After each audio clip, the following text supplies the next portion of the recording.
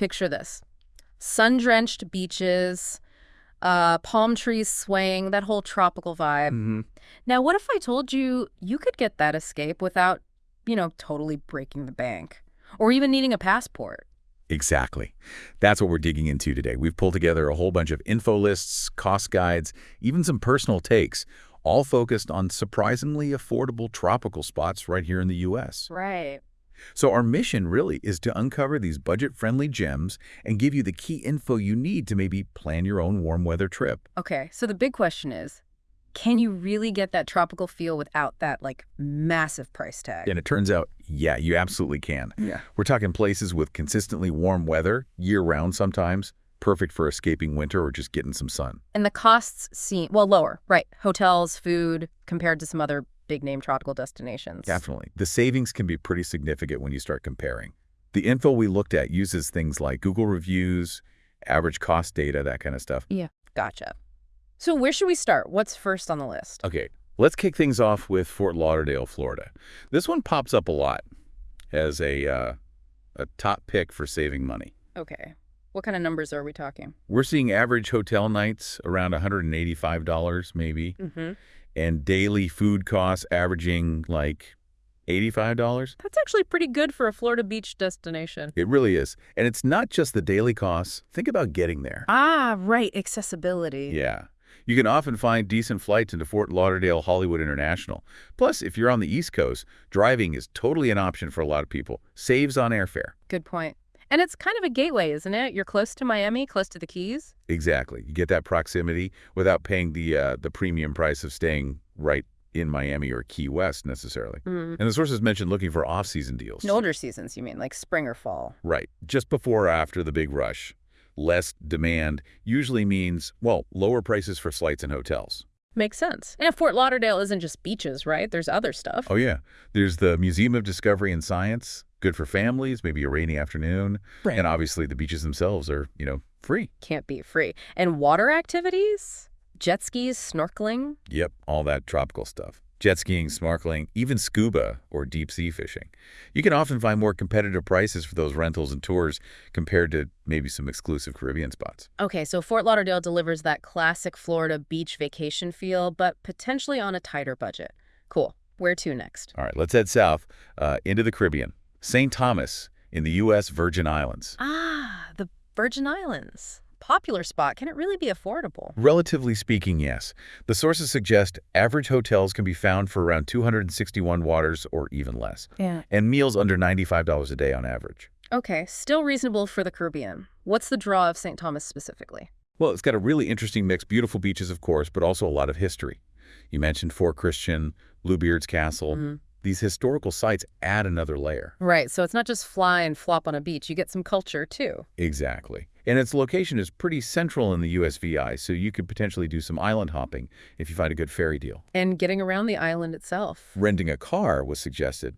It can actually be cost-effective for finding those, less crowded beaches or maybe some inland waterfalls that aren't on every tour. Explore on your own time, save some cash. I like it. Yeah. And for water lovers, kayaking over the reefs is amazing.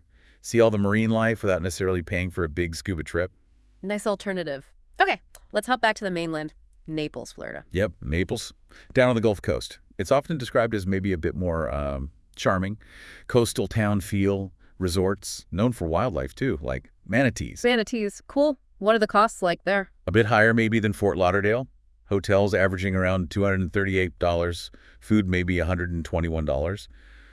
But timing is key here. Ah, the off-season factor again. Definitely. Naples can get pricey during peak winter season, but look at the shoulder seasons, or even summer if you don't mind the heat, and you can find much better deals on places to stay. So it really depends when you go. Absolutely.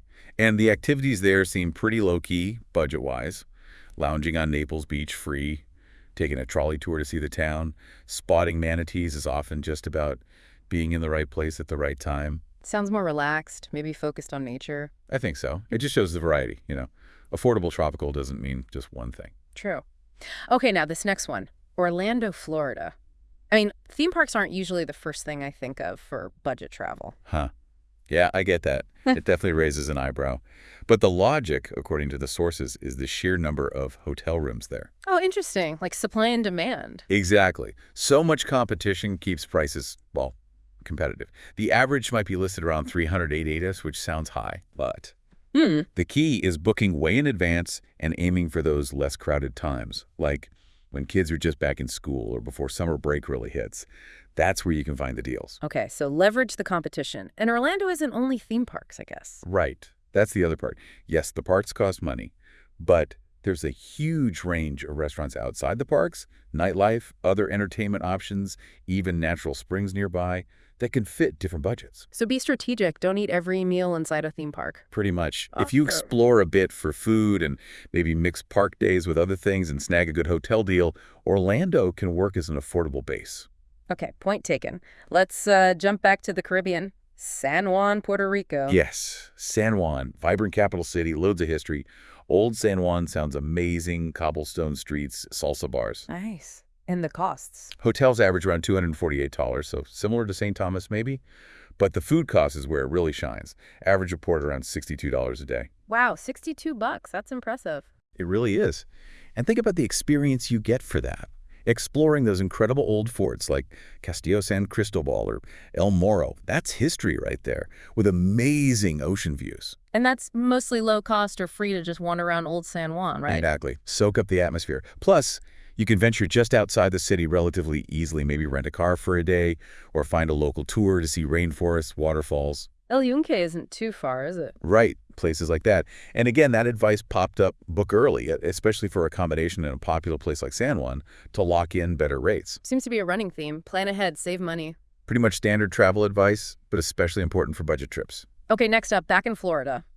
Sarasota. What's the scoop there? Sarasota, also on the Gulf Coast. It's near the Mote Marine Laboratory and Aquarium, which is a cool spot if you're into marine life. Moat, right. Heard of that. Costs. Hotels averaging around $217. And the sources mentioned looking beyond just hotels, Airbnbs, other rentals.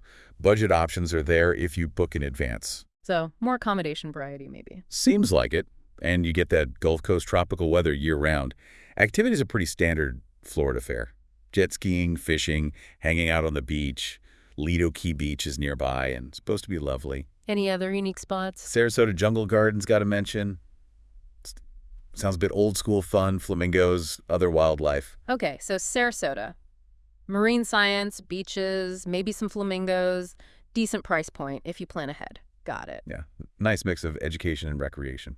All right, let's cross back to the U.S. Virgin Islands. St. Croix. St. Croix, often seen as maybe the quieter, less visited sibling compared to St. Thomas, and potentially cheaper. Cheaper is good. What are the averages? Hotels around $300, meals about $97. Again, off-season travel could bring those down quite a bit. Okay. And what makes St. Croix stand out? It's got a big reputation for scuba diving. Apparently great for beginners and experienced divers. So that's a major draw if you're into exploring underwater. Cool. And on land. You've got beautiful spots like Rainbow Beach for just relaxing. The North Shore has mountains, good for scenic drives or maybe some hiking. And there's history too, like Christian sakes it in old plantation sites like Estate Little Princess. So diving, nature, history, maybe fewer crowds. That seems to be the vibe. A bit more off the beaten path, potentially more authentic, and budget-friendly if you time it right. Sounds appealing. Okay, Florida Keys again, but not Key West this time. Right. Marathon Key. It often gets highlighted specifically because it's more affordable than Key West. How much more affordable? Significantly, looks like. Hotels averaging around $152, food about $89. That's a noticeable drop from Key West prices. Wow, yeah. And you still get that Keys experience. Totally. That's the appeal. You get the gorgeous water, the mangroves, that laid-back island feel, but at a better price. Plus, really cool wildlife opportunities. Like what? Seeing loggerhead sea turtles, maybe visiting the Dolphin Research Center, those add unique experiences without necessarily costing a fortune. And kayaking through mangroves sounds amazing. Definitely. Exploring the natural environment seems key there. Or just relaxing on Sombrero Beach, which is, free. Marathon Key sounds like a real sweet spot then. Keys vibe, lower cost. Exactly. Hits that balance really well, it seems. Okay, next. We're covering a lot of ground. Yeah. Cocoa Beach, Florida. Back on the Atlantic coast. Described as a classic beach getaway that's Not overly expensive. Classic Florida beach town costs. Pretty good. Yeah. Hotels around $170, meals averaging just $75. Very appealing numbers. 75 for food. Nice. What's the vibe there? Miles of white sand beaches, the famous Cocoa Beach Pier, quintessential Florida coast stuff. But it also has a unique neighbor. Oh. Cape Canaveral Space Force Station is right there. So you can visit the museums, learn about space exploration, maybe even see a launch if you time it right. Oh, Space Coast, beach and rockets. That's a weirdly cool combo. Isn't it? Laid-back beach town meets cutting-edge science. Plus, it's famous as Kelly Slater's hometown. The surfer. Yep. So it's known as a great place to learn to surf, too. Adds to that fun, accessible atmosphere. Okay, Cocoa Beach. Classic beach, space stuff, surfing, good prices. Seems solid. Yeah, it really seems to offer a lot for the budget. All right, let's head west for a change. South Padre Island, Texas. Yes, SPI. This one really stood out for affordability in the sources. Hotels averaging under $133. Under 133. Wow. And get this, average meal costs listed around $43. $43. Okay, that's incredibly cheap. Right. And they mentioned potential for even better deals in the off-season. It seems like a real budget champion. What's it like there? Just beach. It's on the Gulf of Mexico, so you get those reliably warm temperatures year-round, very tropical feel. Snow is apparently super rare there. Makes sense for Texas Gulf Coast. Is it lively? Sounds like it. Known for a fun atmosphere. Sources mention renting dune buggies, kayaks, off-road vehicles, lots of activity options. Yeah. Plus annual festivals, events, nightlife. Seems energetic. Okay, so South Padre. Super affordable, warm year-round, lots to do, maybe a younger vibe. That seems like a fair summary. Great choice if budget is the absolute top priority and you want sun and fun. All right, back to Florida. One last time. Tampa. Yep, Tampa. Presented more as a good starting point or hub. Easy access to beaches like Clearwater, but also nature spots like Terracea Aquatic Preserve nearby. So base yourself in Tampa and do day trips? Kind of, yeah. Costs are reasonable. Hotels around $169, meals about $92. The idea is maybe you save on accommodation in the city. And use those savings for attractions, like Busch Gardens is there. Right, exactly.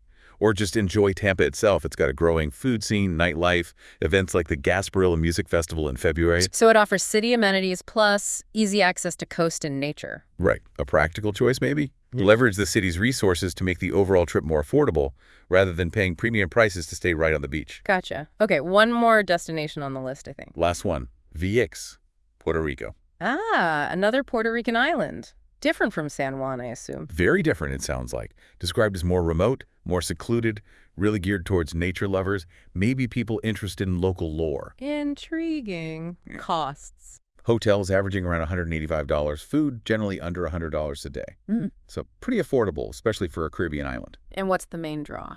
Nature, definitely. It has really diverse topography, forests, beaches, and a lot of it is protected within the VX National Wildlife Refuge. Home to rare animals, marine life. Seems very untouched. So less about resorts, more about immersion in nature. Exactly. The activities mentioned were things like diving or snorkeling off Mosquito Pier. Apparently you can see turtles and rays there. Or kayaking along the south coast to find hidden beaches. It sounds like a place to really disconnect. That's the impression. If you want a quiet, nature-focused escape, maybe a bit rustic, with that Caribbean beauty but on a budget, VX seems like a potential hidden gem. Wow. Okay, that is a lot of options. From Florida beaches to Texas fun to Caribbean islands. It really shows that the idea of an affordable tropical trip within the U.S. isn't just a fantasy. It's very doable. Yeah, it seems the dream of, sun, sand, warm weather without emptying your savings account is definitely achievable. Absolutely. The key takeaway, I think, is just how diverse these affordable options are. You've got bustling spots, quiet retreats, places focused on history, others all about nature or adventure. So it really comes down to figuring out what kind of tropical escape you're actually looking for, right? And matching that with your budget. Precisely. Which of these places sparks your interest? Is it the super low costs of South Padre, the history of San Juan, the nature of VX, the convenience of Florida? It really makes you think. You don't necessarily need that long-haul flight or that passport stamp for a great warm weather break. Not at all. This deep dive just scratches the surface, but it shows that with a bit of research, maybe looking beyond the most famous names, you can find a fantastic, affordable tropical getaway. A unique blend of relaxation and adventure, potentially right in our backyard, so to speak. Exactly. So we definitely encourage you to explore any of these destinations that caught your ear a bit further.